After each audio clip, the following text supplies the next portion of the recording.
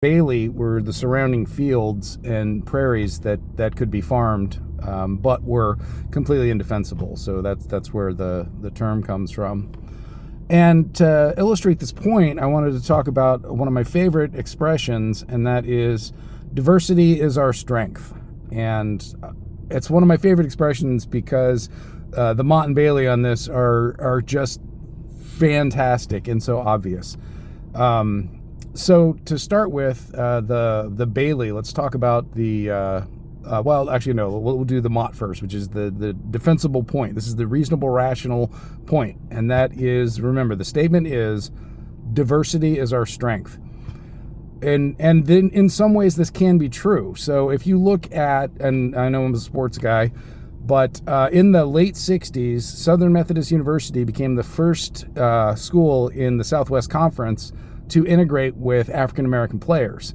And so when they did that, that meant they essentially increased vastly the resource pool that they were drawing from when compared to the other schools in the conference. And so, you know, they were a perennial punching bag. We always have been. But for 2 seasons in the late 60s, they got to jump up on all of the other schools. And so they were able to actually work their way into a Cotton Bowl appearance. And you know, this is the same story that you would get from that movie, Denzel's movie, Remember the Titans. You know, it's the same idea, which is we've broadened our resource pool and we are not excluding anybody based simply on race, and therefore we got the best players. Therefore, diversity is our strength. That's the Bailey. That's really hard to argue against. You know, I personally wouldn't argue against it. I think that's fairly obvious. And I think this is the position that Mark Cuban was trying to take when he kind of got faced on Twitter by Elon. But so, okay, that's the Bailey or the Motte. What's the Bailey? What's the indefensible? What's the ridiculous claims that they make? And this, I see this all the time. And that is when somebody says diversity is our strength, what they mean is that we are strong because we are diverse.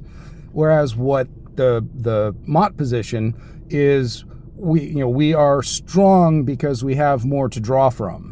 And so, you know, if I get the best athletes out of a multicultural class, and I think football is a really good example of this, because you need all kinds of different body types for this. So hey, I gotta split, but I'll pick this up on the other side. Okay, well, I was almost done, and I just wanted to add that you can tell that these two sides of the argument are basically doing the opposite thing. In the first case, when you're increasing your resource pool, you're opening it up to as many persons as possible, as many possibilities as there are. You are excluding nobody. On the other hand, when you say that you need diversity in order to have your strength, then you are literally excluding people, because if all the qualified and best people were white folks, then no, you can't have them. You know, straight white men, get out of here. And so you're literally eliminating resources out of your pool. So again, you know, that's just a quick rundown of the Motte and Bailey on the statement of diversity is our strength. So thanks a lot.